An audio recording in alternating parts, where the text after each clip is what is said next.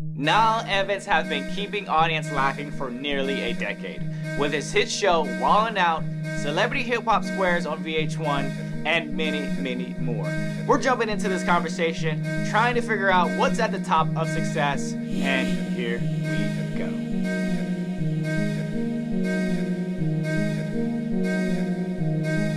So we're going to jump right into our game. And the game is called Who Line Is It? Okay. So this is from Wildin' Out, all the seasons, and you have to guess your coworker's name. Oh, wow. The voice. Just the voice alone. Okay. So so just the voice, not the line? Not the line, just the I voice. thought it was going to be hard.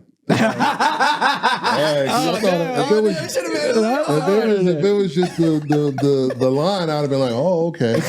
Season 2. Hey, okay. Give us a season. Then we'll make it a little harder. Give us more seasons. I don't know if I could do this. Like, we're at episode 68. Yeah, like 68:05. It was around the 2-minute mark. Right. No. All right, we are going to jump into this segment, Who Line Is It? And this is from the Wildin' Out series. So you just have to guess which one of your castmates or your fellow coworkers. Who line is this? Okay. I got whiskers. It's a whisker. Emmanuel Hudson? Great. Yeah, you got that. Emmanuel? That's Emmanuel. Okay. Emmanuel Hudson. Okay. All right. That was a tough one right there. I thought it was gonna be easy. I was like, this is gonna be easy. I was like, wait, who is that? I was like, is that Doughboy? Who could that be? All right, next one up. Boy, this Q-tip feel good as hell. That's Chico. Chico B. Chico. Look, I was watching the 85 South podcast. I was listening to the 85 South podcast on the way up here. So. Oh, yeah. Yeah. All right. I'm not going to give you the hard one just yet. Let's see who know this one. I don't blame you, Nick. I wouldn't hit B. Simone either. Her coochie lip crooked. You saw it. Carlos Miller. Yeah. Easy. All right. I'm going to throw a little bone in there. Okay. I ain't gonna be up here long. I'm high as I ain't want people to be asking me stupid ass questions, don't you think? Okay. Hey, people like, you got another bit. Okay. All right. Let's do this one. Anyway, I'm trying to ask your man some very important questions right now. Let your shoes ask. Get it out. This is tough. Just hilarious. And who? And Chico? There's one more other character in there. Well, that scream is DC. One more time. Okay. I'm playing all the way through.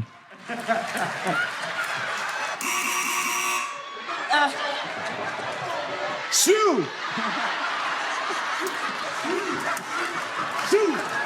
All right. Shoe!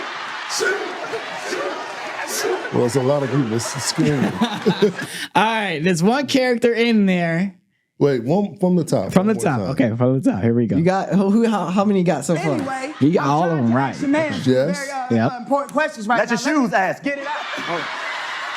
Chico. Yeah. Hey, man. He had like 2 seconds. I'm looking for one cast member. Shoe, nothing but the shoe.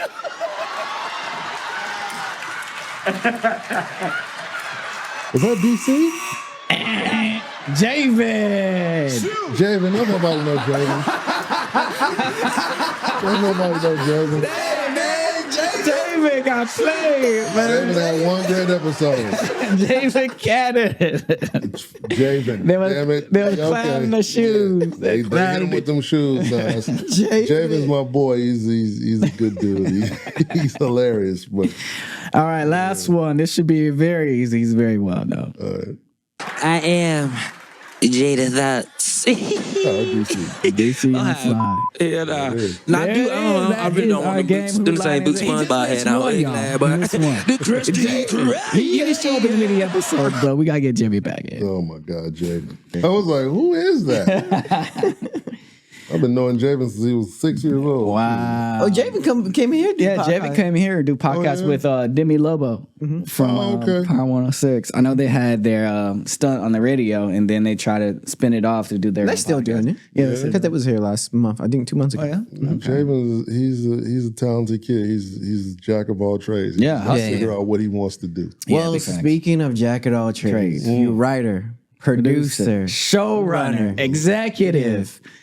That's all the same thing. I guess. To me, it's all the same to me. I mean, it's different house because you manage people and you manage expectations. So let's dive in a little bit about your writing career. Let's start from the beginning. Where did you grow up? I grew up South Central Los Angeles. Wow. Right here in LA. I'm born and raised. You know, my uncle, Bentley Kyle Evans, he created the Jamie Foxx show, executive produced Martin. He was the one that, you know, he's like 9 years older than me, so he's like more of my brother than my uncle. Yeah. So we're pretty close in age. And so, you know, when I was in high school, he was like, you know, on these shows, you know, but even before that, like he was an actor. And I remember it was funny. I remember he took me to see Do the Right Thing when I was 12. And we went to go see Do the Right Thing, and I wanted the book. So I went to Samuel French Bookstore, which is a writer's bookstore. It used to be on Sunset. And I rode the bus from the hood, saved up my money, saved up $20 to buy the Spike Lee book, and Spike Lee was doing a book signing there. And so I rode from the hood all the way up. I was the second person in line, got to meet Spike Lee, the whole nine. He signed my book, and lo and behold, Bentley's there with Martin, because Martin was in the movie, and him and Martin were friends. And so Bentley ended up giving me a ride home that day, but he was like, "Oh, you're really interested in this?" Like, for real. And then, you know, as I got older and he started moving up in acting, and then, you know, his relationship with Martin, he started writing on Martin, and I was like, "What's that about?" You know, I'd read all these Spike Lee scripts from the books. Right. And then he would give me scripts, and he'd be like, "Here, read this." And I read it, and I was like, "Oh, this is funny. This is fun." And I was like, my mother told me years ago, she's like, "Oh, you're a really good writer." And that was the one thing she said you're really, really good at. And I was like, I believed her, you know. And I was like, "Oh, okay, cool. Maybe I could give this a shot." And so, you know, how did that influence you as far as growing up in the hood? What did your writing style look like during that time? What was you writing in particular? So I remember I wrote this Martin Luther King. It was for like Martin Luther King Day, and I wrote this poem for Martin Luther King Day, and it won like all these awards. And I was just writing it, and I didn't want to write like anything long, so I was like, let me make it a poem, make it a little charismatic, and I get in and out of there. All I got to do is rhyme shit. You know? So I was like, cool, I don't have to write this 30-page thing. Oh, so you spend little bars, or just like poem? I mean, I guess, yeah. You know, it wasn't that hard to rhyme, so I made this little poem, and then I got up in front of the class and performed, and then it ended up being this big thing. Right. And my mother was like, "Oh, you wrote this?" I was like, "Yeah, I wrote this." And you know, your teacher called for something good this time, you know. And so, you know, I just remember that. And she said, "You're a really good writer." And then I wrote this other thing, and I got another award. And my mother was like, "You're really good at this." And I was like, "Yeah." And I just thought I was, you know. That's the power of acknowledgement in kids. It is. And you know, I definitely, you know, try to do the same for my kids, because that one little bit of encouragement really, really set me on a path. And so, you know, it was great to hear that you're good at something. Yeah. Instead of just being you know, you fucking up in school 100%. Or doing whatever you're doing. It's like you want someone to give you that push. And I didn't think that it would push me to this, but it was just like, I just always knew I was good at bullshitting. Yeah. You know what I mean? I was just a good bullshitter. And I was a great liar. You know what I mean? I'd come up with a story on some bullshit, and she'd be like, that wasn't that good. But I guess you grew up in the 90s too. So this was like gang culture was heavy. Yeah, I grew up in the late 80s, early 90s in LA. And so Oh yeah, that's gang LA culture. was bad. Like Yeah. it was colors time, and it was like it was really bad. And I remember we lived. What state you from? Oh man, I've lived in the '60s. I've lived in VNG hood. You know, my last stint in South Central, we lived on 54th and Wilton. You know, around the corner from the Slauson swap meet. Yeah, you know what I mean? So and it was bad there. And I remember my mother was like, I got to get you out of here. So she allowed me to stay with my aunt and my cousin up in Berkeley. So I went up there and I went my first year of high school there, first 2 years of high school, and then she moved up there. How was that from transitioning from out of the hood into Berkeley? I also want to tag on to that. It's like growing up in the hood, a lot of people call that nostalgia of like, oh, you're a part of the gang culture, but you can just be a normal kid growing up in the hood. Yeah, it was just hard to be normal because it's like if you don't, I mean, there's a bunch of kids that don't bang, but you're so close to it. Yeah. And, you know, what my mother noticed is I had a bunch of nervous habits. And the nervous habits that like if you see my nails right now, like my nails are long now only because it's a reminder that I'm not nervous. Like, and it's not because I don't clip them. Sometimes I just don't because I go, I used to be this guy. And now I was just trying to get to school every day. Like just trying to get to school on the bus every day. What was you trying to navigate?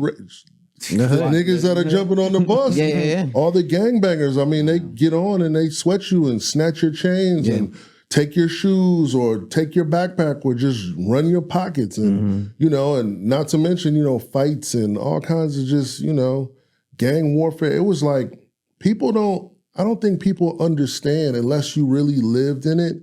Like, you could watch the movie and people go like, that's a movie. And you're like, nah, that was light. Like that was like getting to school every day. I had to go take the 107 to the 439 I'm going through 3-4 different hoods and these fools is just getting on and getting off. And you just never knew who was going to jump on the bus and start some shit or it'd be a shootout or whatever it is. And so, like I said, my mother got me out of there for a little while and I moved to the Bay and I went to Berkeley High for a couple of years, and then I was fucking up there. How was that? He was like, fresh out of water, you know, you feel comfortable, you felt like you're the man. Yeah, I felt at ease there. I felt like I wasn't worried about like this other layer of stress. You know what I mean? I was just like, wow, this is cool up here. There's no gangs. Now there's nigga shit there. There's a lot of 100%. That. But it's different. Can I curse on this? Okay. Yeah, so it was just a different world. And, you know, I got a different set of friends up there. And we still lived in the hood, so it wasn't the best, but it wasn't no cripping and no blood. And niggas trying to put you on the set. And, you know, shootouts were minimal. You know what I mean? And so it was just a different world, and it gave me a little bit of peace and put me at ease. And so my mother ended up moving up there a few years later, about 2 years later. But at that time, I was like, stop going to school. You know, like Berkeley High, a lot of people don't understand. Berkeley High is one of the biggest schools in the nation. Really? So it's a huge melting campus, and it's an open campus. So it was like going to college out of junior high school because you're like, oh, we could just leave campus and go have lunch or whatever we wanted to do. So it was like you end up leaving and then like, oh, let's go up to the all-girls school and let's go mess with that. All right, cool. And once you stop going to school a few days, you go like, oh, I can't go back the rest of the week. Like, let me just stay out. So, you know, I was messing up. And ironically, my mother went and saw Boys in the Hood. Wow. Without you? Yeah, she went by herself. I cut school with me and my boy John and his brother Anthony, and I think, and Jordan. We all went to go see Boys in the Hood the day it came out. We go see Boys in the Hood, and my mother's like, I'm going to see this movie tonight. And I was like, oh, okay, cool. She came back, and literally she had called my father, who I didn't really know that well. And was like, you going to live with your dad. He had just moved to Buena Park, so he moved out the hood to Orange County. So even further away. So even further away. But I was like, at least it's Orange County. You know what I'm saying? I ain't going to deal with no. What age was this when you transitioned to Orange County? 15, 16 maybe. 15. Oh, so your foundation was in the hood, and then you didn't even get the time to settle in Berkeley. Then you, I never had time to settle. Like even when I was young, like I went to like 5, 6 different elementary schools. Like my mother was moving us. We lived in Orange County. She went to Orange Coast College. I went to kindergarten out there, and then we moved back to the hood. It was like back to UC. What was your mother doing at the time? She was a student.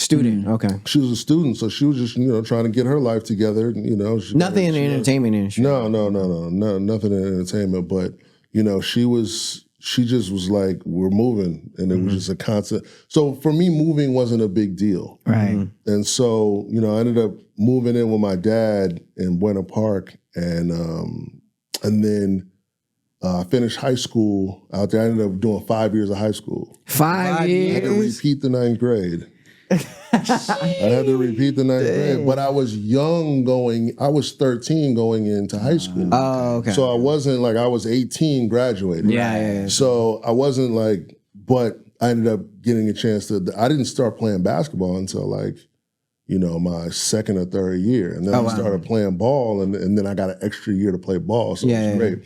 But, and then I went to college, and I moved back up north to the Bay, went to Menlo College, which was across from, it's down the street from Stanford. It's a small private college, a gazillion dollars to go there. But, I was playing ball there, so it was all good until I quit. And then I was like, second year, I was like, I don't want to play ball. What'd you study? What was your first major in college? Well, we didn't really have a film program, but I was like, it was like communications. Multimedia communications. Multimedia and communications. And they had a bunch of equipment there because it's a small private college. You could use it. Yeah. So the film was in there when you were going to college. Okay. Yeah. And when I got out of high school, like, my uncle was, he was 27 running 2 shows. Wow. 27 years old. 20, youngest black man to ever do that. That's running insane. 2 shows simultaneously. And were you on set? Were you like... No, yeah, I was just, I'm in college at the time, but I'm visiting, and he's still sending me stuff. And I stopped playing ball, and I had this issue with my father didn't pay the tuition he said he was going to pay. And, I was in a situation where I couldn't go back to school. They called me into the office like, hey, man, I know you just moved back in for your 4th year, but there's a bill that didn't get taken care of. And so my uncle said, hey, man, either I can help you finish school or you can come work as a PA on the Jamie Foxx show. You figure out what you want to do. Call me back in 24 hours. Wow. And I was like, I'm out. And that was your first on-set experience working on a Jamie Foxx show, or was this like... No, I mean, it wasn't my first on-set. It was my first job, though. First job. It was my first job, and he was Really? So you didn't have a job when you was a teenager? I mean, I had odd jobs, but not like a really stable job. Nah. Okay. I worked in my grandfather's office, or answered phones, or babysat kids or whatever it was. But that was like my first job. I worked in college. Like I managed a clothing store in college for years, and so I had a retail background. And, but that was my first career. That was the thing that was going to set me off into whatever I wanted to do. So you get on the Jamie Foxx show as a PA. What is that first groundbreaking experience like? Were you overwhelmed, or you feel like you're trying to get your footing? Your uncle, and especially if my uncle was there, I'll be chilling like, yo, what up? Yeah, I'll be acting fool. You'd be surprised. It's harder when the nepotism thing comes out. But I also got other cousins that are on the show, and they're looking like, and I'm really close to my uncle, so it's like, they're looking like, oh yeah, Okay, navigating the spider web of family. So you had other family members. Are you close with the other family members at that time? I mean, I know them, yeah. You know them, but... but like I had a couple of cousins that worked on the show and stuff like that. And they're my family. But are there older cousins that are they're more... older. They're much older. Oh, okay, much older. So you wasn't like super They've been close. on the show since the start. Okay. I'm coming in and, I didn't get a lot of, family hate. It was just more of like, people were like... Behave yourself. Yeah, it was like... they're watching you because you are family. Right.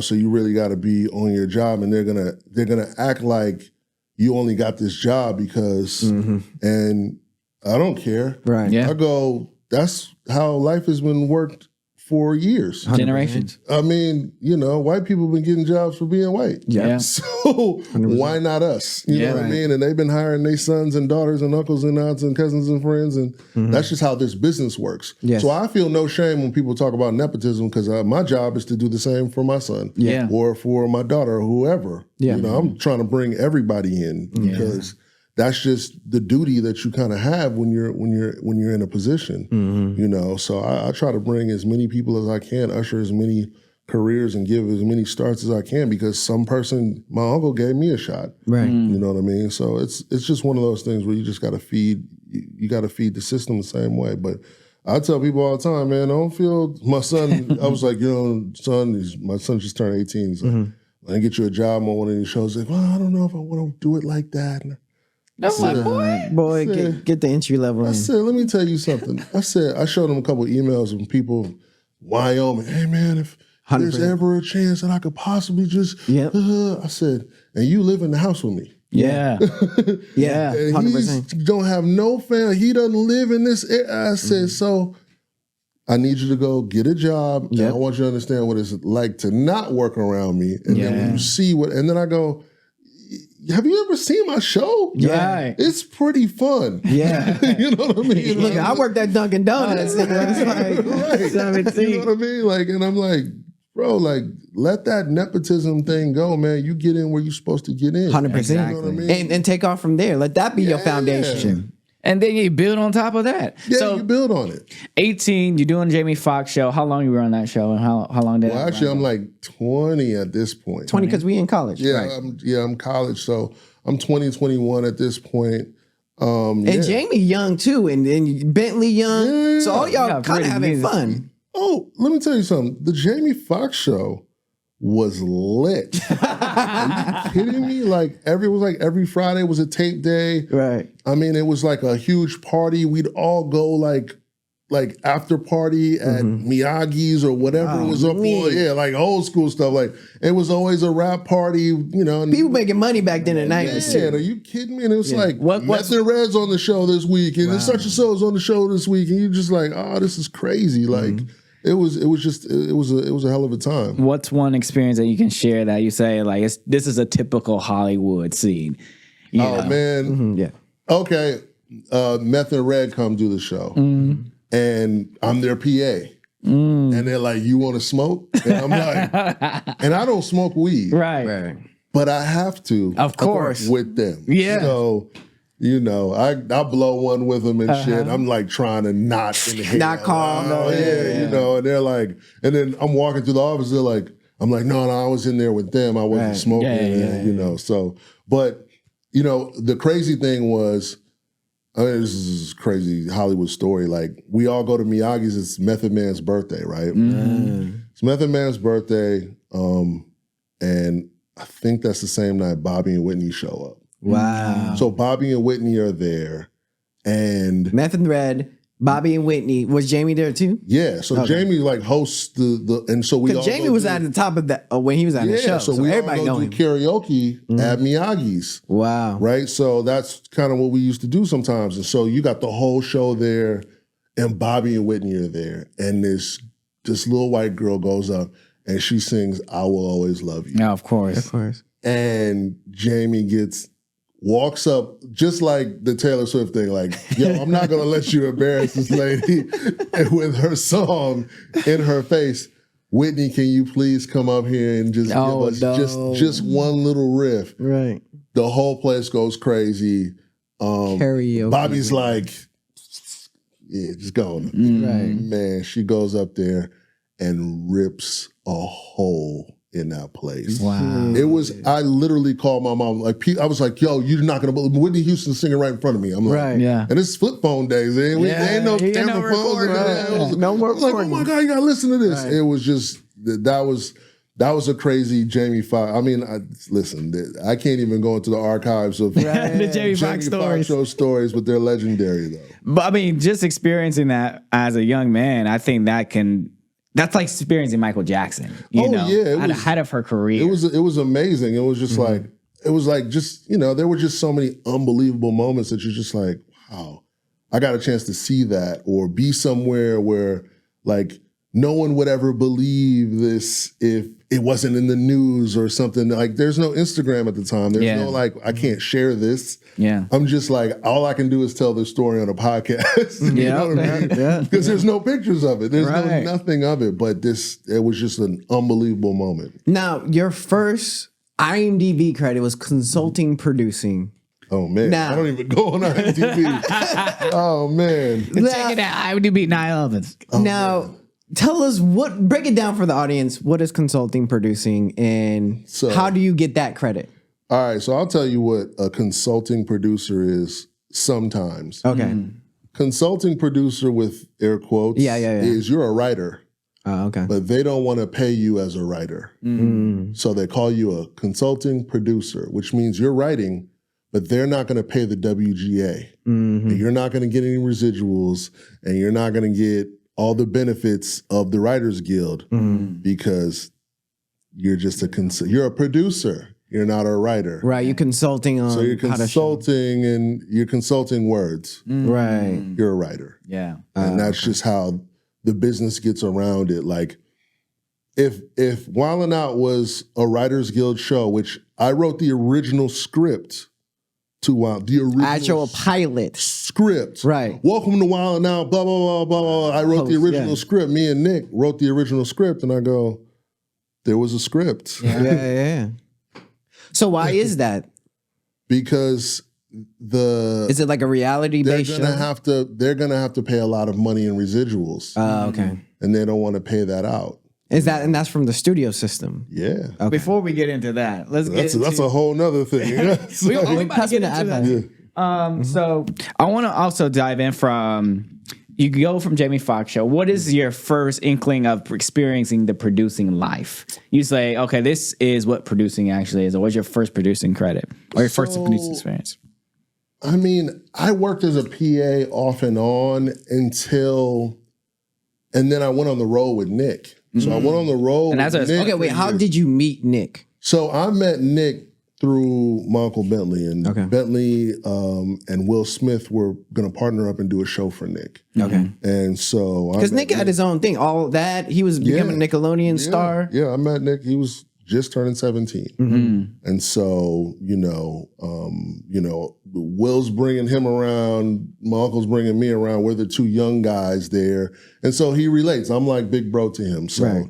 He's like, hey man, what are we doing? Let's go get lunch. Let's go do this. And like Nick just was a ball of energy. Yeah. So Nick, we used to hang out. Nick would call you 100 times. What's up? What are you doing? I'm still at work, man. Oh, as soon as you get off, let's go play ball. Right. Let's go do this. And but he was always creative. So we would write stuff and put stuff together, and I would help him with ideas and things like that, and just. So he was writing on his like a comedy tour? No, so it was the circuits. So they were going to do a pilot for Nick, called Loose Cannon. Okay, and they ended up not doing the pilot, but it bonded us a friendship, and so we would hang out, and Nick was doing all that and a bunch of other stuff. He was working, and so over the years, we would stay in contact, hang out every now and then. The first writer strike happened, not this last one, the one before. Yeah. And, the show, Jamie Foxx show's over. I'm working on pilots, but I can't really get I'm working at an insurance company for like a year. Like I was on as a temp. And, oh, really? So money. So Jamie Foxx show, all that money you made, and then the strike. Right? I'm a PA.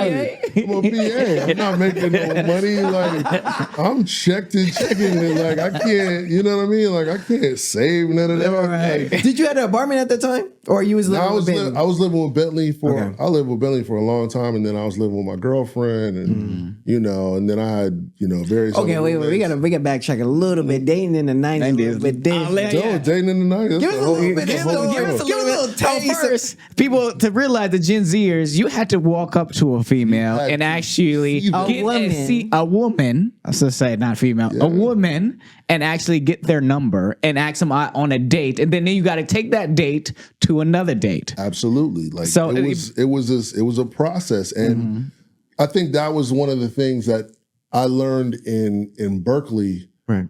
dudes in the Bay Area, like that's where, not to say pimping, but like That's where the game comes from. Right. And if you don't know how to get at a girl, like that was the thing that LA dudes didn't have. That I came back with. I came back and I was like, who's that over there? Yeah. They're like, oh no, this is look. Hold on. Right. Yeah. What's up? How you doing? Oh, what's your name? Blah, blah, blah. I was on it. Right. Yeah. And so it was easy for me, but I would see some of my friends, I'd be like, yo, man, go talk to her. Yeah. You're not going to talk to her, I'm going to get her. How'd you build that confidence for you to The get Bay Area. the Bay Area? And The Bay what was the Area. mathematical equation that you said I gotta ask this, that to make sure I Also, land you this? did have the comedy. You used to come on Jamie Foxx show. You having out with This celebrities. is before, this is high school. Okay, this is high So school. this is high school. So like that was where it's kill or be killed. If you want to get the girl, you better go spit. 100%. You know what I mean? And then it was like you'd go to parties in the Bay, and it was like if you didn't go get at the one that you wanted, That's it. you got to come back with 4 or 5 numbers for the night because it's a numbers game. Yeah. So you get 10 numbers in a night.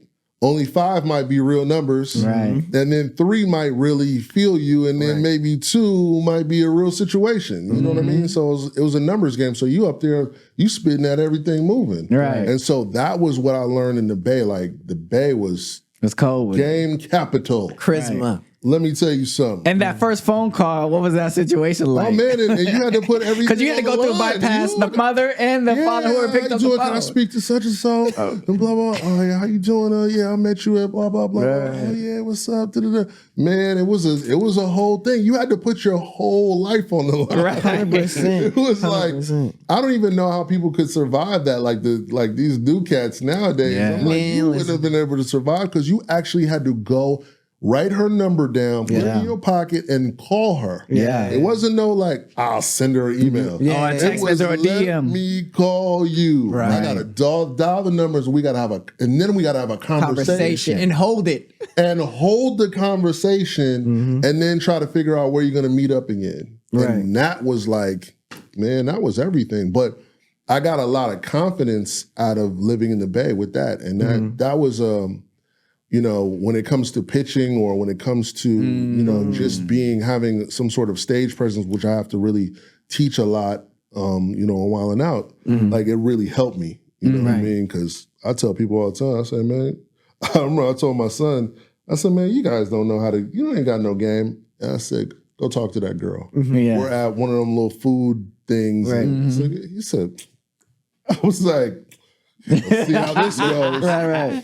Here's a test. He came back with the number, and I was like, "Well played, Yeah. well played." Maybe I passed a little something down. It's in the genes. It's in the You know? genes. I think, I mean, talking and engaging in conversation to the opposite sex, it is a lost art. It is a lost art, and it's such a beautiful art. It's a beautiful art form. Missing, Yes. you know what I mean? It's like I wish it was like they had, you know, not Sadie Hawkins. Like if they could say, look, we're going to put a whole bunch of singles in a room. Yeah. And no phones, no nothing. You just got to go up there and you got to go get the one you want. Do you think social media killed that from It made life easier, you know, and the weird part about it is now to me, I think women have too many choices. Yeah. 100%. So they're like, Wait, is it women and men or just women? no, because we don't do the choosing. We don't. That's right. They do the choosing. Mm-hmm. So, you know, we can only state our case. Right. You know what I mean? Hey, this is who I am. You like this? Nah. I think that they have too many choices. But nowadays, but then when social media came, I was so cold with the game that it was just like, oh. And then I was like, oh, cut, copy, paste? Yeah.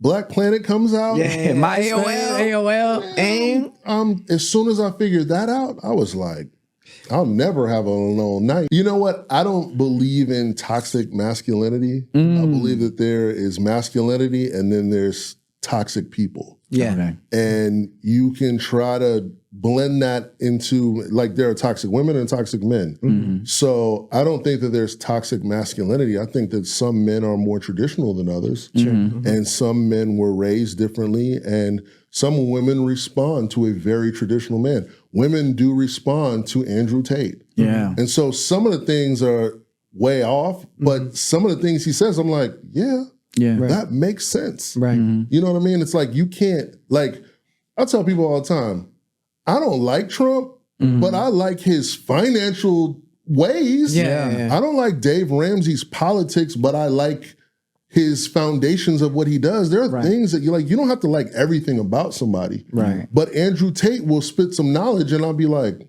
yeah, That makes sense. that makes total sense. And because I understand that I consider myself a man's man. Right. Yeah.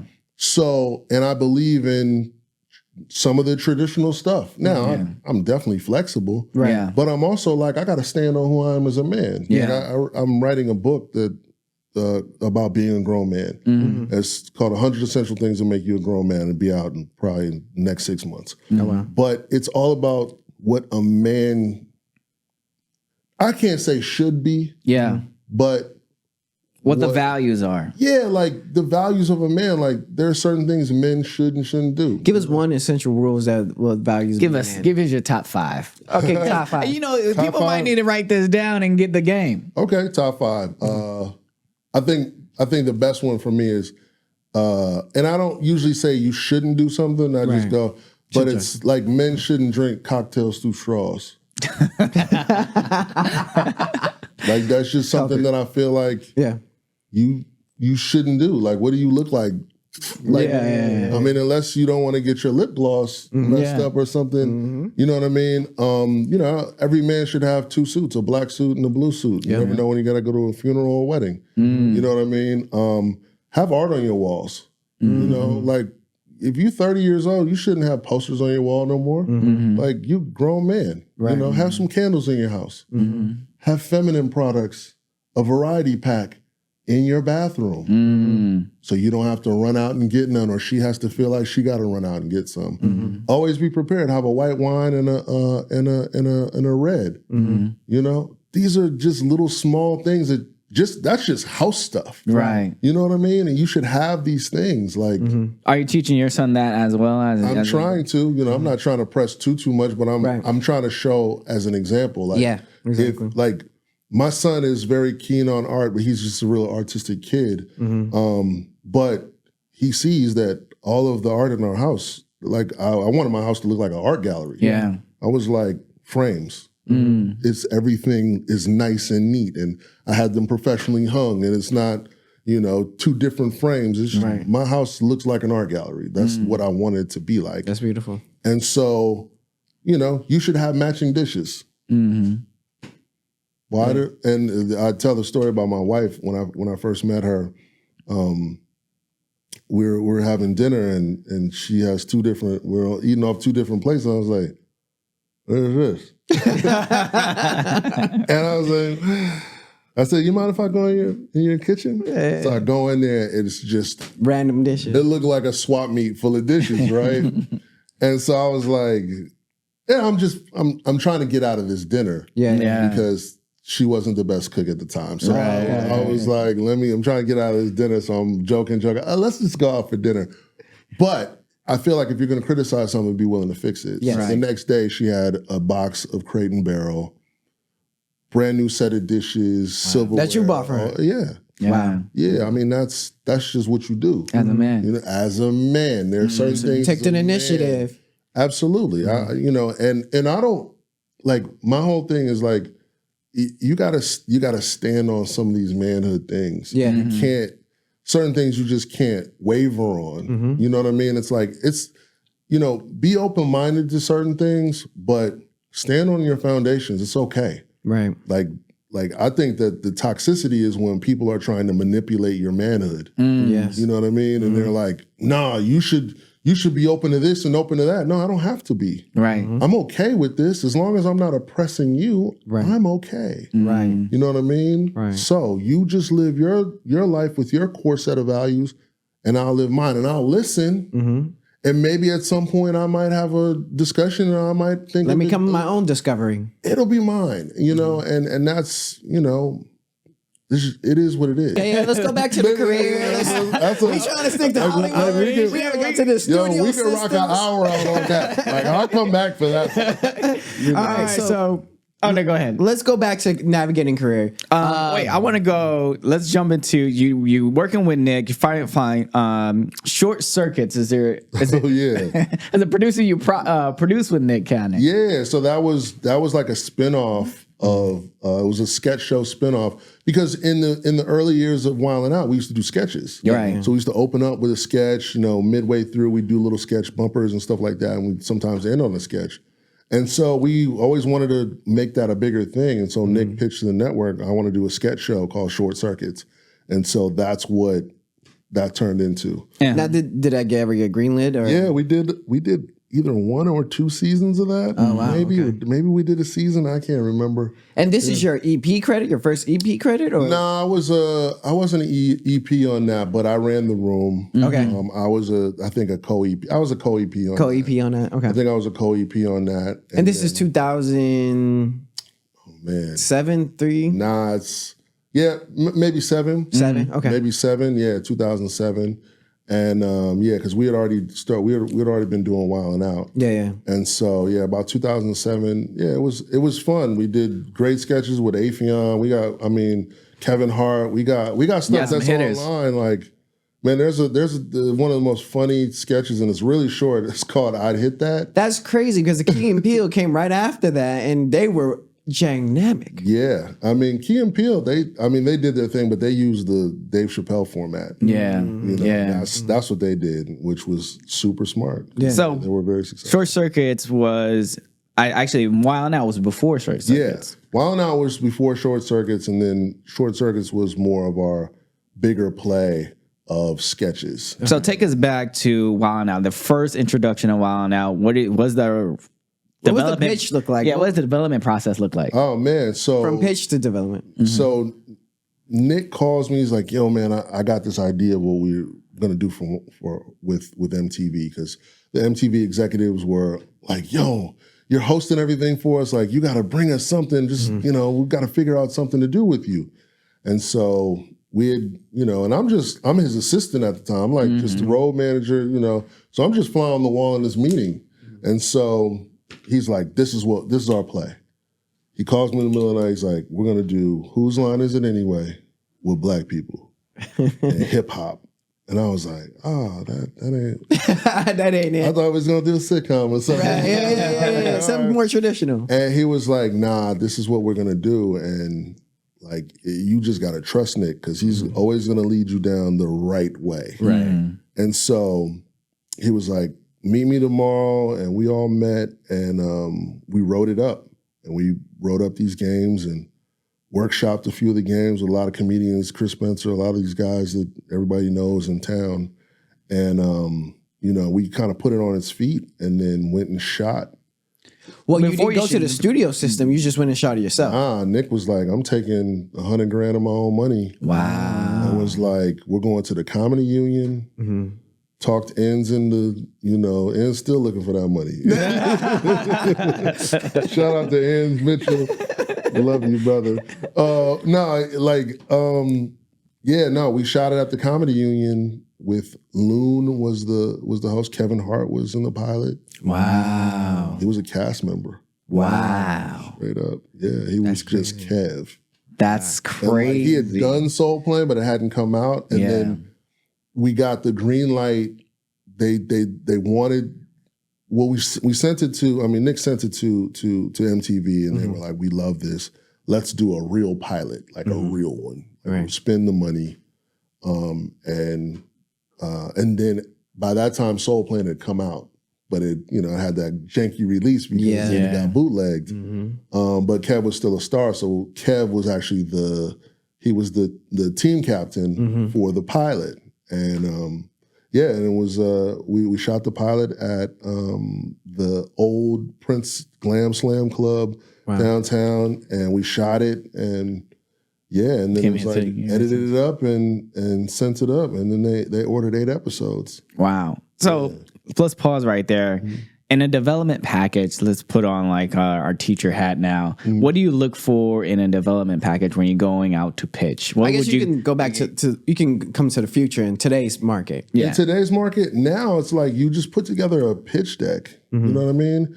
Put together a really well put together a pitch deck, and if you can shoot a sizzle of it, shoot it. Right. Show them as much as you can visually so that they get the idea of what it is, so that they don't have to interpret it themselves and try to figure it out. Right. You want it to be like, this is what it looks like, and this is like what a mock-up of it could be, and here's 10 seconds of what it could be, and then they go, oh, okay, I get it. Right. Instead of, you just coming in pitching, hey man, this is a show about blah, blah, blah, blah, blah. But if you can show them the elements, if you have like a mood board of what the set looks like, or, just a deck of the players and who it could be on the show, then they get a better idea of what it is you're trying to do. And I think that that's important, because you like, some of these network executives just, they don't know. Oblivious. They're oblivious, and they're like, I don't know. I hear a bunch of these different ideas. I don't know what's going to work. And I always tell people, I say, I always believe that either you have a big star or you have a great concept. You know what I mean? It's like, if I said, hey, let's get Drake to do Hollywood Squares, they'd be like, yep, sold, done. But, to come up with something that's very, very unique, you may not need a Drake to sell it. You know what I mean? So you got to have some leverage. You got to go, either this concept is really, really dope and unique, or I got this big star that's ready to do it. And that works for non-scripted and scripted content. I think it does. I mean, just for example, you get Drake, get Kanye, get anybody who's big. The network is like, we want to be in business, so let's figure it out. You know what I mean? So I don't want to go itemized every single thing of your career, but you did Wild Out for almost 18 years, almost 20 years. My son is 18, and we started when he was born. Yeah, so about 18 years. When did you know it was successful? When do you feel like, oh, yo, this is the show? Last week. like really, like I didn't like, maybe it was like 2 years ago that I first said, I was like, I've been successul. You know what I mean? Which is crazy to me. Like, that was the first time I was like, it was in an argument. Yeah. It was like, I was like, I've been very successful. And I was like, yeah, I actually have. And you believed it. And the crazy thing because I was like, we've gone 15 years at that point when I had that argument. And I was like, a lot of shows don't go 15 years. No. Yeah. You know what I mean? And I was like, we had a really good run. I remember when ironically, Nick, when he said what he said and the whole cancel thing happened, and I was in the office, I was a little sad because they were like, yeah, they're pulling the plug on everything, we're separating ties, and I was like, we had a great run. Yeah. All I could think of was like, I've been on borrowed time for I don't know how long. Right. Like this show has gone 21 seasons, and I go like, that's such a blessing. Like, how could I be 100%. mad? Like, I've seen shows go 2 seasons and it's over. And I've worked on things that have gone 5 minutes and it's over. You know what I mean? And I just go like, to be blessed enough to like, I can't like, if they were like, hey, it's over, I'd be like, well done. Yeah. And I always have that on my resume. You know what I mean? It's like, I always have that thing, like, at some point you want to do something that you feel like you put a mark on the world at some point. Yeah. Like, you'll get that when you have your kids. Right. But when you do something like that is kind of like a classic. It's cultural impactful. Yeah. And you go like, that feels good. And I didn't start feeling that until recently. You know what I mean? Why did it take so long? Because I was in it. And I couldn't step away and go. I think around the time that whole cancel thing happened was when I could step away from it and go, oh, okay, we had a great run. Yeah. That's crazy because you're running the race of chasing your career and your dreams. And then you had a moment where you finally step back and you can settle a little bit. And then it's almost 18 to 15, 15 years. And you're like, wait a minute, I'm successful. Yeah, you go like, wow, this thing has been, it's raised my son from birth to a man. That's insane. And I go like, wow. But I think the cheat of it all is it feels too easy. Wow. Like, it's not like I worked at, on a construction yard, like building the Sears Tower. Like I don't come home and my nails are dirty and I'm tired. Like I laughed half the day with my friends and someone went and got us lunch. Wow. You know what I mean? Yeah. I mean, it's work. Like let's be clear. 14 hours, 16 hours. You're there. I'm managing a bunch of people. We've got one of the best crews in television. But when I think of hard work, I go like, I know people who are really grinding out and you know, getting, you know, it's like buy a construction worker some lunch every now and then because 100%. You know he's doing real work and I'm sitting back going, you're looking at a monitor and like, screen. I want to get a massage later. You know what I mean? 100%. So it's kind of weird because it's like, I don't know, because it's such a fun show, I go like, that's the blessing. The blessing for me was I'm on a show that I enjoy. Yeah. And when you're on a show that you enjoy, it's almost like somebody's like going like, you know what? Just go play with your friends all day and we're gonna pay you. Right. That's really what you feel like, and you go like, damn. And then you go, oh, we've been on for a long time. That's pretty cool. But it doesn't feel like work. Now, what were some, I would say, one, tell us a great story about one of the greatest experiences you experienced at Wild 'N Out, and then one was a drama-led experience at Wild 'N Out. Let's see, great experience. Like the best experience that you said, oh, this is hands down one of my top 5 most epic adventures in my life. On Wild 'N Out. Man, there's been so many. It's damn. Give me 2. Just one. All right. Travis Scott episode. Okay. It's here in LA, and I'm not the biggest Travis Scott fan, but no, I got to start with this one. Okay. I got to start with this one. It's season 1, Lil Jon episode. Wow, season 1. Season 1, Lil Jon. Season 1, this is 2000 Lil Jon. So Lil Jon was at the height of He's the guy, right? Yeah. Lil Jon comes on the show. Lil Jon, the greatest dude ever. Just the most fun, cool-ass dude ever. So he comes on and we play remix. And we're remixing London Bridge. And he does his version of London Bridge. And this is season 1, so we don't really know what to expect. We 2-3 episodes in, right? Right. Lil Jon goes out, jumps on a table, and he's like just fucking the whole place up. And they're just like, the whole place is going nuts. And they're like, London Bridge. And then maybe about 3 months after it aired, Nick is like, yo, you got to see this thing. It's called YouTube. Oh, wow. I think that's what check this out. Wild 'N Out came out the same year YouTube launched. Wow. 2005. So YouTube is this new thing. And I'm like, what are you talking about? And nobody was on it. Nobody knew. 100%. But that was the first time we saw people doing the Lil Jon, their version of London Bridge on YouTube, but there were hundreds of them. Wow. Jeez. So, when you get the ratings, you go, oh, cool, a million people saw the show.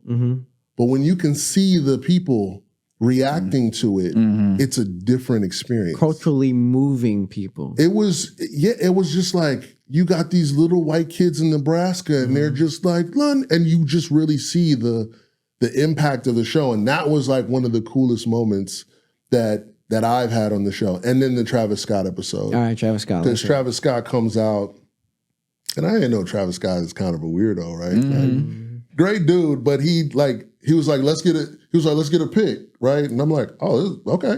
Yeah. And then he tilts his head down, and I'm like, so I'm like, what are you doing, right? And so I get this picture back from the photographer, and his head is down, and they're like, oh no, that's this thing, and I'm like, I don't know, right? And so now the Travis Scott show is sold out. It's nuts. Everybody's in there.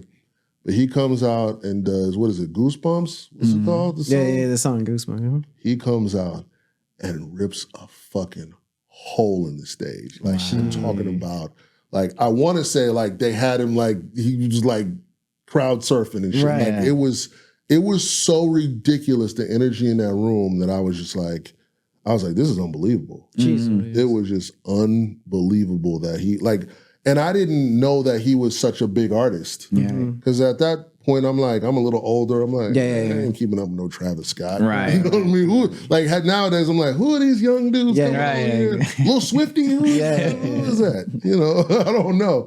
But Travis Scott left an impression on me, and I was like, this is dope. He's a great artist and a great performer. Yeah. He's a magical performer. And after I watched the documentary, I was like, I really found new appreciation. All right, I want to get away from Lionel a little bit because I want to talk about his writing career and the studio system and trying to tackle different when you're out of Island. Since we get into writing career, let's talk about school days. School dance. How did you come up with that concept? No, that was Nick. Nick was like, I want to do this movie about like an awkward kid in high school, and he was like, let's just write it. That's how Nick is. And Nick is like, we're not gonna take no whole lot of time and do this shit. We're just gonna knock it out. Right. And it was like, you know, we wrote some of it together. I took a pass, he took a pass and finished it. And he was like, I'm going to get this thing done. The one thing about Nick is Nick's going to go get it done. By himself. Don't care. He's like, I'm going to figure this out. I don't care what we do. We're going to get it done. Right. And he went and got the money and he shot that movie. Yeah. Now, what is your writing process like when you do get a script like that? Or like, how do you tackle it's like, I'm, you know, just regular, you cue cards? Are you just? No, I don't cue card. Vomit script. I outline. Yeah. I'm living down outline. Yeah. I tell people all the time, listen, you can't build a house without a blueprint. And the more detailed the blueprint is, the easier it's going to be. Less you have to figure out. And if you spend the time on your outline, finish your outline before you write page 1. If you don't finish if you're not completely satisfied with your outline, do not write anything on page 1. Do not fade in nothing. You live and die on that outline. I've written sitcom scripts for my uncle, like for some of his shows, and he'll be like, yo, we got an outline, man, and they just have detailed the outline so well, and they're like, hey, man, when can you turn that in? We're going to give you 2 weeks. I'm like, I had this tomorrow. Yeah. Wow. Boom, turn it around. Boom. Right. What else you need? Wow. Like, if it's detailed. Yeah. What about character? How do you approach character? I mean, if you're developing them yourself, you're God. Right. Make them who you want to be. Right. You know what I mean? And you just got to make sure that there's a yin and a yang, and they got to work together. You know what I mean? And you take from, sitcoms and scenarios or people that you know, and you go, how do I make this character work within this world? Where do they come in? How long do they need to be there? If there's a Kramer pops in every now and then, Brumman comes in every now and then. You know what I mean? So there's kind of a formula to it. You just got to follow the formula a little bit. Are you having fun difficult just navigating your own scripts, pitching them to studio systems? Yeah, it's hard. It's really, really hard. And then, when you're on a show, some of that goes to the back burner. Okay. You know what I mean? You like, I'm working on this. I'm getting a check. I might not be as hungry as I was to work on this thing. Right. And then it's hard because it's a lot of no's. You know what I mean? It's a bunch of no's. How do you navigate rejection? You just have to. You know what I mean? It's tough. Like, I sent out a script recently and I was like, and it was just like, yeah, well, I don't think it's right for my artist, and I don't think it's this, and da-da-da. Cool. Yeah. You just got to deal with it, man, and you got to go, okay, if I got a whole bunch of no's, how do I get a yes? Is it in the script? Maybe I need to reevaluate that. If I feel like the script is working and it's just, I got to get it to the right hands, and you just got to keep grinding. Right. And then it's like, the studio system is finding the right agent, and your team is important. Your team is important, but you realize as a black man, you're the team. They ain't playing for you. Yeah. They play for you when you get something. Speaking of your team, you're with CAA and you're with Doug. How's that relationship? I used to be. You used to be. I used to be. Okay, so who you with now, currently? With me. Wow. Okay. Yeah. Now, How do you transition out of a big infrastructure until now you're independent? Well, I was at ICM. ICM turned into CAA. Yeah. And then I was back with Doug. Okay. And, Doug's a great guy. But, what I do know about the industry is, if you're a small fish in a big pond, they'll forget about you. And, they forgot about you. that's what happens. Yeah. See, when you're on a show like that, when you're on a show like Wild 'N Out, But you're making them money still, too. kinda. Let's say your deal was packaged. Oh, okay. So they're not getting a commission off of you because it's been grandfathered in. Right. So if they're not getting a commission, they're like, They're not working as hard. There's no incentive to actually work it harder. nah. And then realistically, the way I see it is they go, if you're hot and we can make money off of you, we'll start moving you around. Right. But if you don't get hot on your own, we're not going to make you hot. Yeah. You know what I mean? 100%. You got to have a success. And, for CAA, I'm sure Wild 'N Out is not a big win for them. Wild 'N Out is a big win when they represent Nick. Right. You know what I mean? Not the EP. Right. You know what I mean? They're like, that's cool. Yeah. Over here. So I don't really, and it's just, that's how the system works. Like I don't necessarily complain about it. I just go, I understand it. Right. And if you understand it, you don't need to get frustrated by it. You just got to go, I got to go get everything on my own.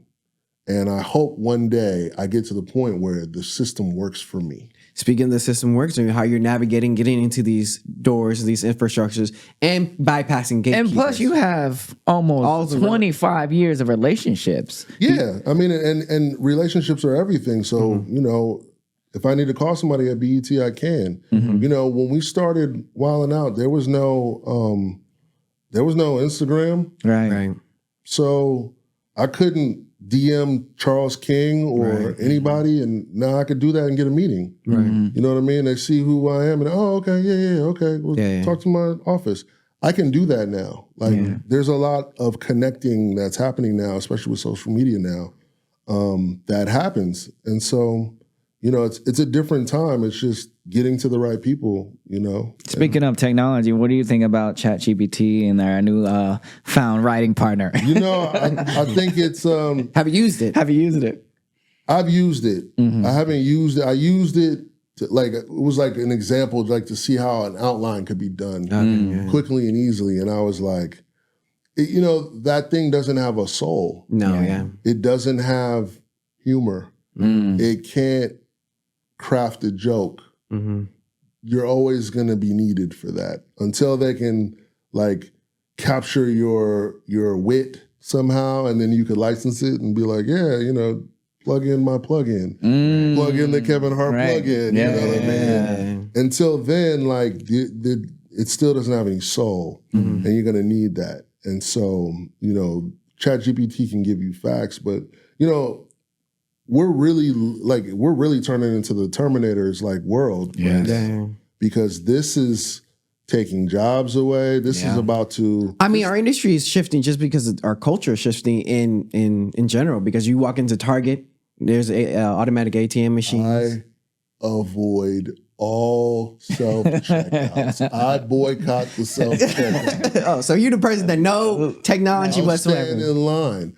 Only because I go, this is taking a job away. 100%. So now they have the fully automated McDonald's. Yeah. It's coming. Where's my son going to work? Where's my daughter going to work? They're not going to have any jobs. They got more people, but they don't have no more jobs. Integration is coming in technology, even in our entertainment industry. How do you navigate those waters?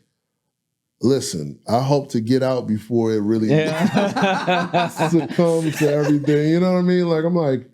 I would love to do a couple more dope shows and get out, buy some real estate. But you also you're not also in Hollywood, but you also do financial investments, you do crypto. Yeah, I do crypto, you know what I mean? I'm heavy into crypto only because I got in 2016, 15, and I started, I'd finally stopped living check to check. Right. And then I realized that I had some extra money, and I was like, I have to invest this because I didn't have 401ks in the business. You don't have all that stuff. So you're going, how do I get ahead? And a cousin of mine was like, man, you got to check out cryptocurrency. And I was like, what is that? And so he shows me, and I'm like, yo, man, I need you to invest this money for me. And he hit me, he says, all right, man, I want you to look at these little things online. I said, all right, cool. But the next day, I had already invested all the money because I watched YouTube all night. YouTube and I just went down every rabbit hole of YouTube all night long, and I learned how to get on the exchanges and do what I needed to do, and I made some money. You know what I mean? Now, did you make money during the pandemic? Everyone was making money during the pandemic. Everyone became a trader. 4,000 or 40,000. Yeah, we turned 4,000 to 40,000. I hit them all. What was some of your biggest plays? What were some of the biggest plays of the pandemic? One of my bigger plays was Polygon. I got Polygon at 2 cents. Yeah. Wow. I listened to this guy named Elio Trades, and he's the guy for me. Yeah. And he always gives really sage advice. And what I do is there's like 4 or 5 YouTubers that I go, if they're all saying the same narrative, you're right. I go, cool. They fact checking each other. Yeah, and he made a call on Polygon. It was like 4 other coins, and I think I had spent like, I don't know, it was like $5,000, and that turned into 40. Wow. And that one, it was 5 different plays, $1,000. Yeah. Right. And I flipped 40 off of Polygon. Wow. Off that one play. But I bought Chainlink. I spent $28 on Chainlink years ago. Wow. Didn't look at it. $16,000. Yeah, I've had some big gainers. I've had a couple of losers, but 80% gains. Right. What about Bitcoin? Did you invest in Bitcoin? With that look on his face, of course he invested in Bitcoin. Yes, I think a lot of people, we're moving into the Bitcoin. You say you're going to boycott technology, but we're moving into our digital currency era. Listen, we've always been in digital currency. True. Yeah, it's not backed by gold. So. Well, when was the last time you used cash? True. You're right. Yeah. You've been using that debit card I don't know how long. So that's all digital. Right. It's just sending the signal saying, yeah, he's got the money in there. Boom. It's all digital money at that point. Right. Now it's just self-custody wallets. Do we need a bank? Right. That is the key. And that's the problem with cryptocurrency is there's no centralized bank. And the government can't see they can't get their cut. Right. They can't get their cut. I go buy a car with Bitcoin, I'd send you the thing. The bank ain't never gonna see it. Now, if I take $50,000 out of my account, they go, where'd that money go? Oh, it showed up in your account. Yeah. Do you pay the tax on it? Right. Can't do that with Bitcoin. Dang. It's crazy. Yeah, it's crazy because people talk about taxes and stuff, and I go, so if I buy Bitcoin on an exchange and I lose it all, do I get taxed? No, No. Can I write that off? I only get taxed if I put it back into my account. Just spend the Bitcoin. Yeah. And sooner than later, people will take that as payment. The ETF just got approved. So, and then Grayscale fucked that up. Yeah. Because they dumped all their shit out and just, that was a mess. Where do you think the market's going to go in the next 5 years? 5 years? Bitcoin in 5 years, Bitcoin. Oh, we'll be in a bear market again. We'll be in a bear market again. We'll be in a bear market. I think we're in a bear market now. Nah, we're in the bull right now. No, really? Yeah, we're in the bull.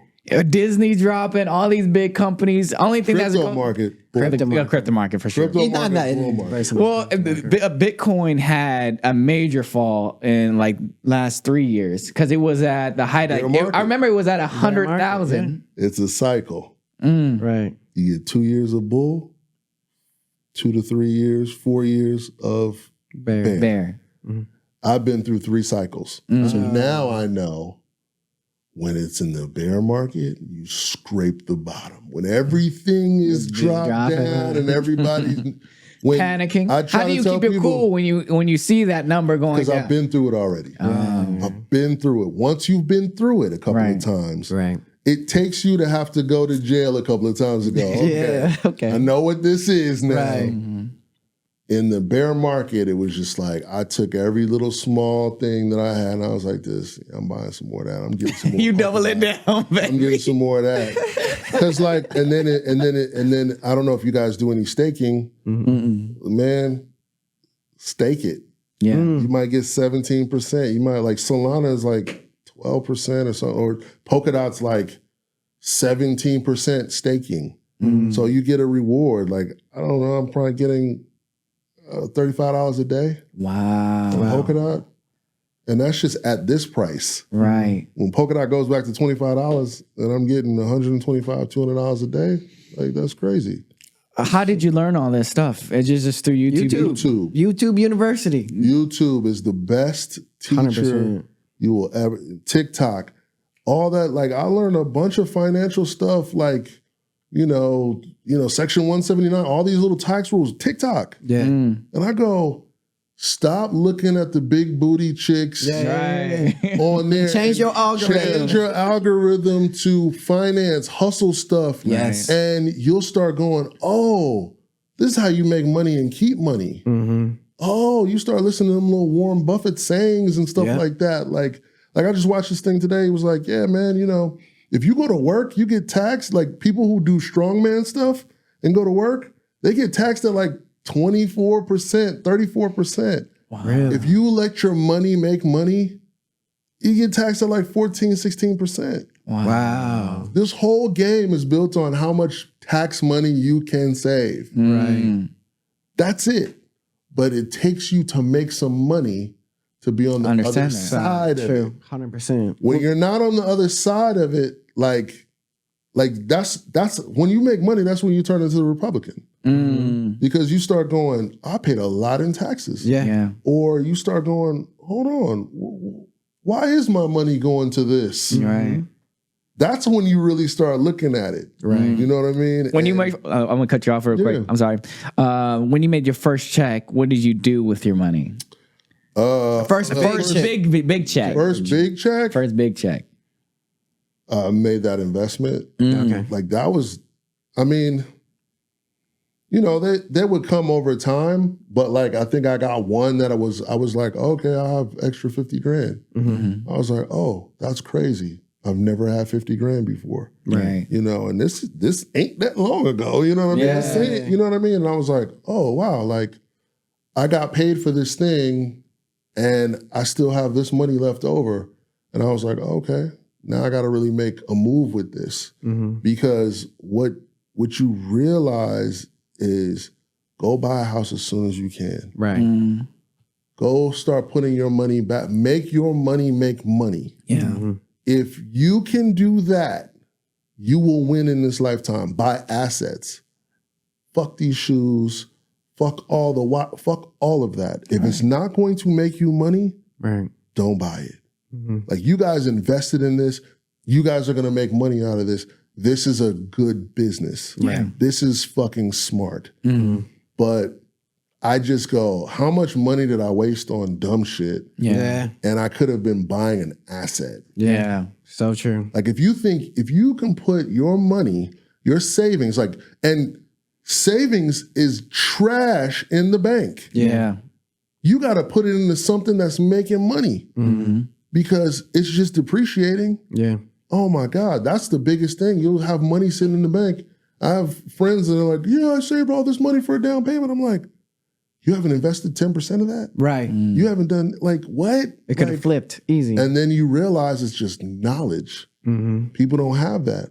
100%. I didn't learn this from all my uncles because I You didn't learn it from Wild Out. I didn't learn none of this shit from that. I learned this shit from YouTube. Wow. I learned this shit from YouTube. That's where I learned every little bit of everything. Some people might have been like, yo, you should check that out. And then I go down the rabbit hole and I go, oh, there's a wealth of knowledge to be had here. And once you understand that and you start changing your algorithm on your Instagram and no more big booty chicks on there, like, and it's just, finance and how to save money and how to do this and how to start a business and forming LLCs and once you start figuring that out, you go, that's the game. If you had to start over, what would you do? Start over how? So like start all over your career. and they say, hey, I wouldn't go to college. Would have never went to college. Nope. Yeah. 18, I'd have been like, I'm PAing. PN. Getting the right experience. Getting right to it. That's my college. Right. That was the best college. And my uncle was the showrunner. Right. So I got a first-rate education. Right. You know, so I got a beautiful education on the Jamie Foxx show. You know, every other show I'd worked on was just learning tools and, you know, surviving. You know, you got to survive out here. Like, you got to save your money. You don't know when the next job is. Yeah. Like, this is the first season. I'm like, I don't know when. We're at BET now, so Yeah. Right. they're on their own little schedule. So we don't, like, normally it'd be like, oh, we're gonna go film in March and then we're gonna film it. BET's like, we'll let you know. We'll get you. We'll call We'll you. get you when we have the money. Hey, we'll holler at you in a minute. I'm like, what we doing? And I'm like, it's February. Right. I'm like, you know, you start going, okay, I know. I got this coming in. I got that coming in.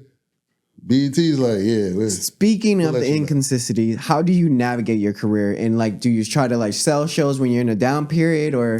Yeah, you just, in any downtime, first take a vacation. Take a vacation. Take a vacation. Yeah. Go travel, go see the world. Go do everything you want to do, because at any moment, you be never gone. know. You could be gone. You can get a stroke. You can. Right. You may be incapacitated to be able to travel. Like, start doing this shit now when your bones ain't hurting and you can move around this world. Go spend your money on assets and experiences. You know what I mean? Assets and experiences. If it's travel, if that's your thing, do that. But yeah, like, realistically, take a vacation is important, man. So important. But yeah, you want to start selling stuff. You want to do all the development stuff. But what you do?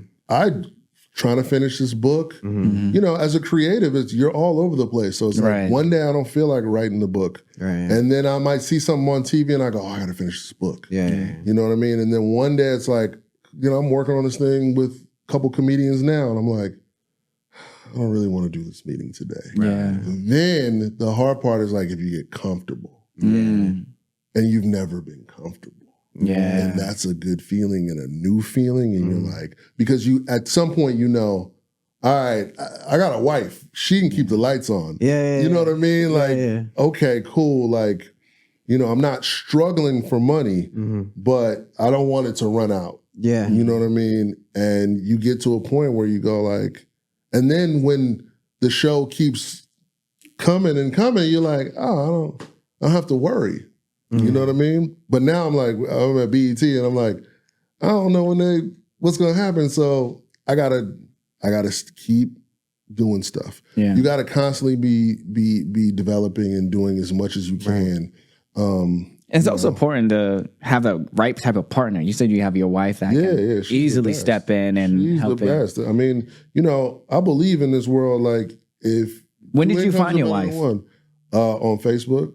Are you sliding the DMs on Facebook? So I used to write, back in the days, they used to have these things called Facebook notes. And I would write these notes, and they were just like comedy notes. Like, I wrote this one, and it was just this real funny thing called utilizing your light skin. Like, don't squander your light skin. Yeah. You know what I mean?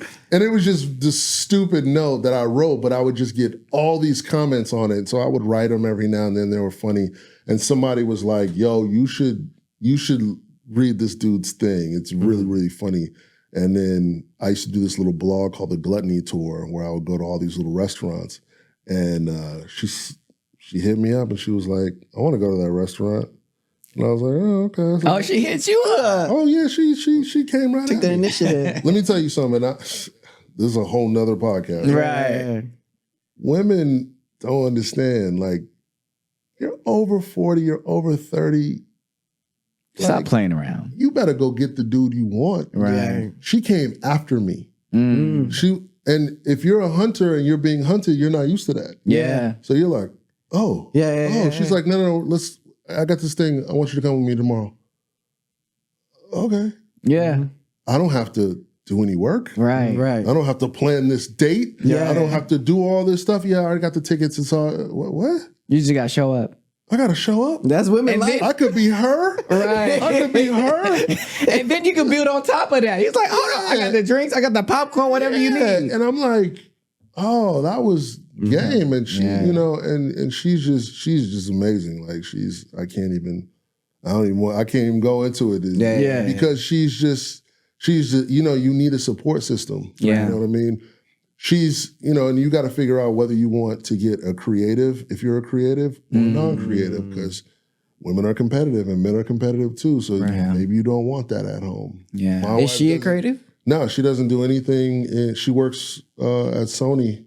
She's in the philanthropy. She just gives away money to all the like, our lanes are completely different. Yeah, she works for Sony's entertainment business. So sometimes some of the things we do cross paths, but she's never like, yeah, I got this idea for this show. You know what I mean? It's like, it's cool to be able to go home and decompress and not have somebody pitching you something or, you know what I mean? It's like, Or have a friend of a friend that hits you up. you know, and it's just like, you get enough of that on the internet. Yeah. 100%. How do you survive your marriage, and especially in modern times? Stay home.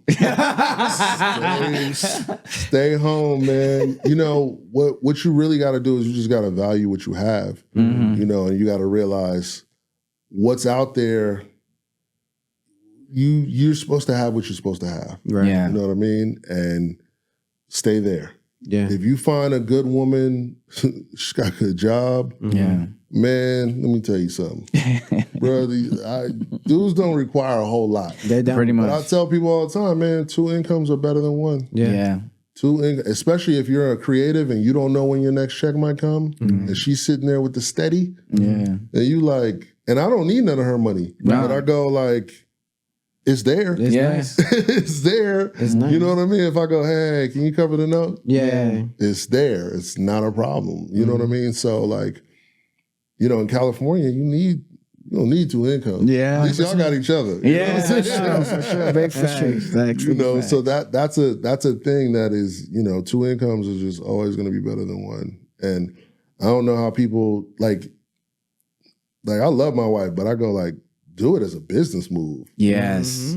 Like, remember, it's a business. Yeah. Yes. You're only getting married to make that contract. That's a business contract. Right. Yes. Because when you leave, the contract breaks and then you got to split up dissolve the assets. company. Yeah. Exactly. So it's a business move. Get into business with the right person. You know, somebody that you can go on vacation with and you enjoy being around. Right. Get into business because I'm telling you, Everything you do is particularly business. it is all business. Well, speaking of business, I'll probably ask one more question. Last question. You asked the last question. Yeah, I asked the last question. You wrote for award shows. Yeah. How was that experience? Oh man, the dopest, man. The dopest. Like my boy, I don't know if you know Mitch Marchand, he like dragged me into, he was like, man, we got to do something together. And he was like, I want you to write on this BET Awards with me. And I was like, oh.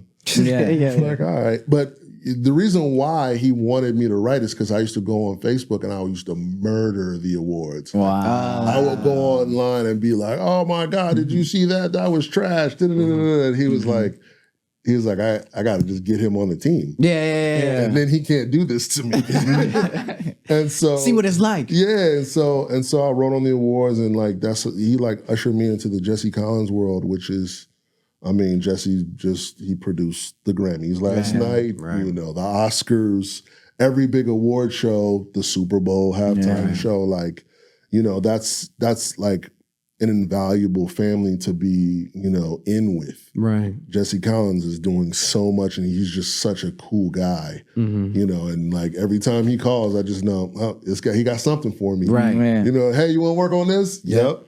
Immediately. I'm never telling him no. That guy, he calls, if I got to do it for free, whatever. Yep. I get to it because I had to tell him one time, I said, man, you don't know, there was some times where I didn't really have it. Yeah. And he would call and I'd be like, whoo, I needed this. Yes, sir. You know, Good for a pass. so big shout out to Jesse Collins. But yeah, those award shows are fun to work on. And Are you working with the writer's room, or are you just a producer? so I work with the writers, and you know, either you're a host writer or the show writer. Oh, okay. So you know, if you're writing host copy, it's all the stuff for the host.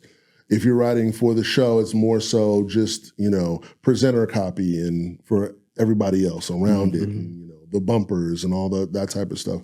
But super fun. The best part about it is like you get a chance to see all these dope ass performances, like rehearsals and shit. And Patti LaBelle is in there singing her ass off, and you're just like, oh, like it's just such a cool thing to be a part of. And I don't really write on too many of them anymore, but it's like those were like I watched the Grammys last night and I was jealous. Yeah, that was the first time I was like, oh, I should have. Yeah. I should have put my hands in it.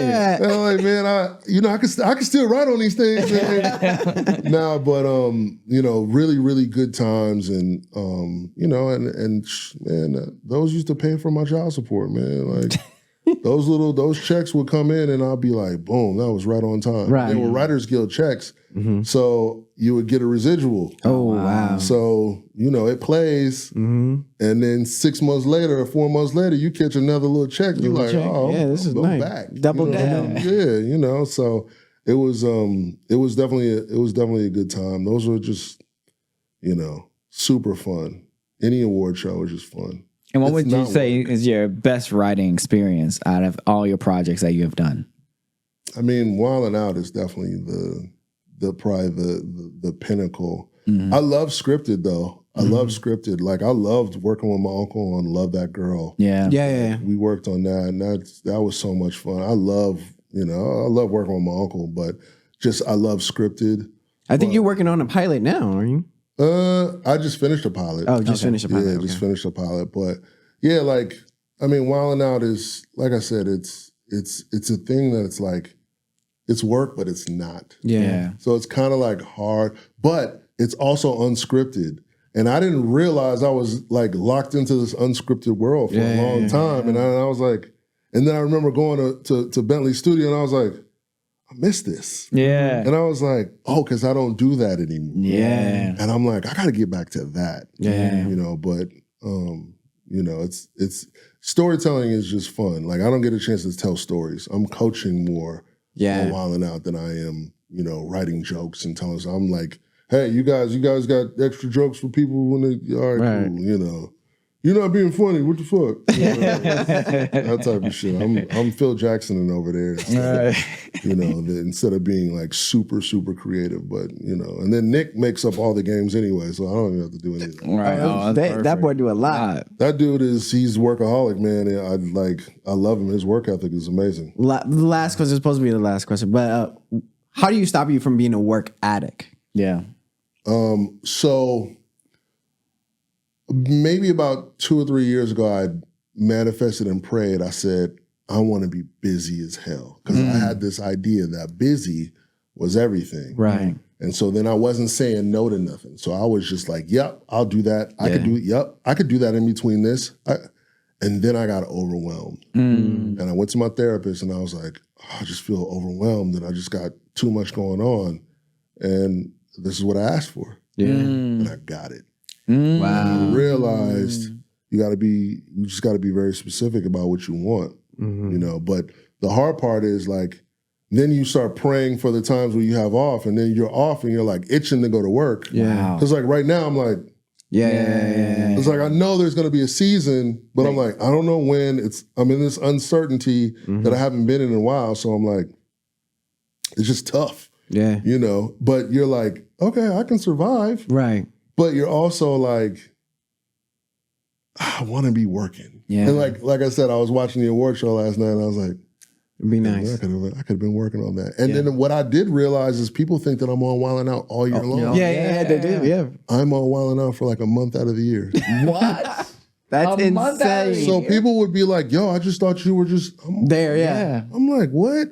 Listen, I didn't like maybe about a month prior, I'm on calls. Then we go do the show. And these are like not daily calls. Right. Like maybe I do a couple of daily calls, but like this is just lead up stuff. Then if we do an audition, we do an audition and then we go right into the show and we shoot them like that and we're done. Wow. Like I'm literally there. I might be gone 3 weeks. Wow. And I'm back home. That's the biggest blessing. That's a blessing. That's the biggest. It's crazy. And then sometimes we do 2 seasons in a year, And then I'm like, I'll work on another So show. honestly, you the Tyler Perry of MTV. Nah, I wish. I wish. That dude he's my hat is so off to him. Oh, Yeah, man, most definitely. crazy. Before he gave his speech, I was writing on the BET Awards. It was a real cool moment. He was backstage and you know, Tyler's a big dude. Yeah, he's tall. You know, little dude, right? So I say, hey, Mr. Perry, I say, hey, man, we shoot Wildin' Out at your stage. I'm the showrunner.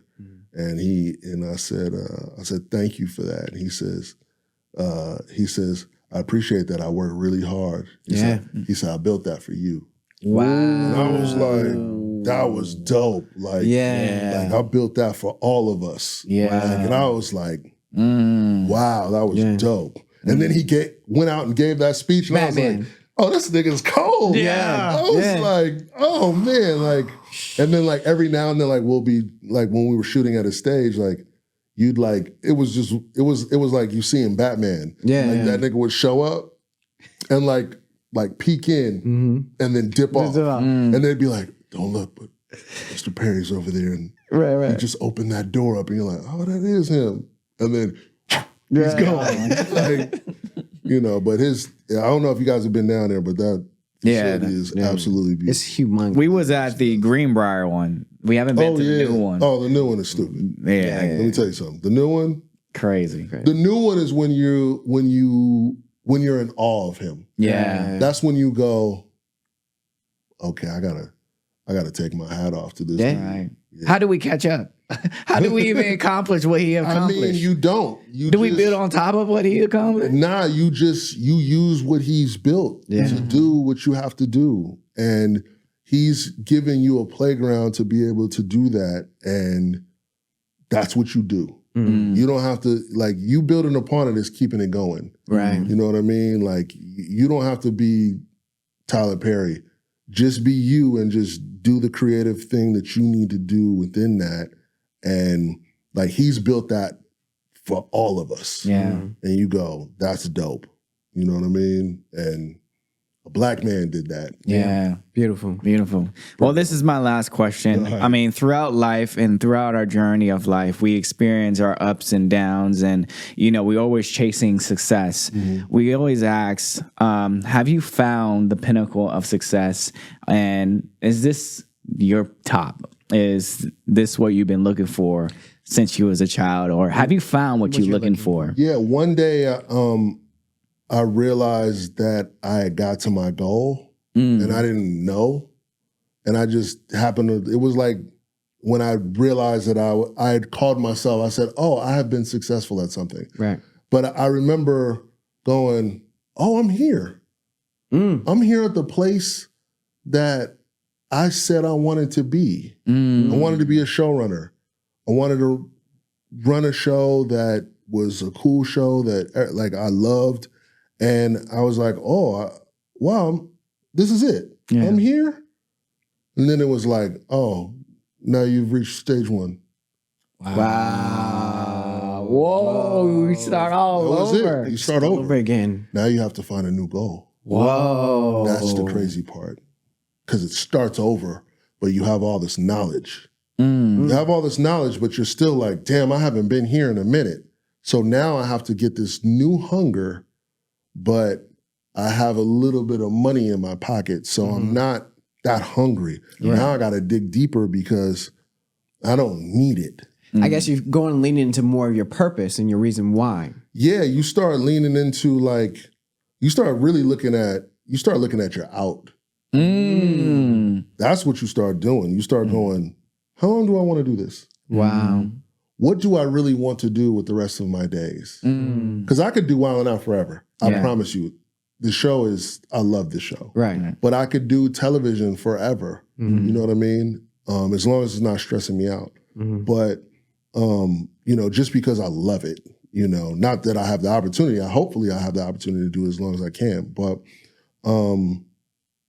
yeah, I forgot the question. No. You answered it. You answered the question. It's perfectly. Yeah, you want to get to a certain level, and then you got to restart. You got to go. Oh, I got to set new goals, and then what are the things that you haven't done that you wanted to do? Go do it. Go do it. I was like, oh, I want to finish this book. I want to say I wrote a book.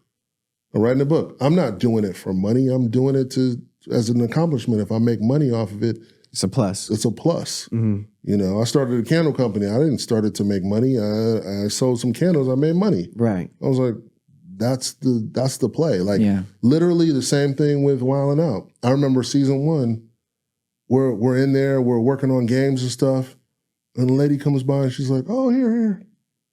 And she hands me an envelope. I'm like, what's this? She's like, oh, it's your check.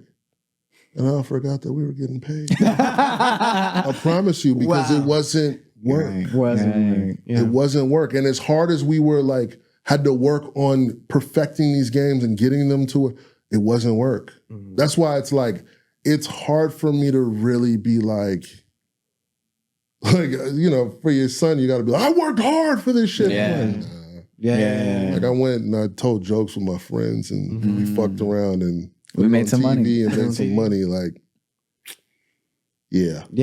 So, and then I go, do you want to work harder or smarter? Yeah. You can go get that construction gig, bro. And you could tear your body up. Or you can sit in this room and laugh with your homeboys. Yeah. I got a chance, like, come on, man. Like, I wrote for DJ Khaled on the T.I., I got to meet all of my heroes through Wildin' Out or writing on it. Like, I used to get meetings all the time and, you know, you go to the white boy's office and at the studio and I go, who's your black host? And they go, well, what do you mean? I go, who's your black host? Because that's why I'm here. Yeah. Wow. Oh, well, it's Dwayne The Rock Johnson. Oh, okay, got it. Yeah, I get it. And I used to, for a while, I was like, I don't know if I like that. I could write for white people too. Yeah. Then I go, well, I'll run from it. What? Why would I run from that? Why would I run from something that I know the language and I have a specialty in this? Right. So do it. Yeah. Like I said, I get to write for Khaled and all these like just so many dope people that you get a chance to meet that you would never think would be your friends. You know what I mean? Like, I remember I used to play in the E-League years ago.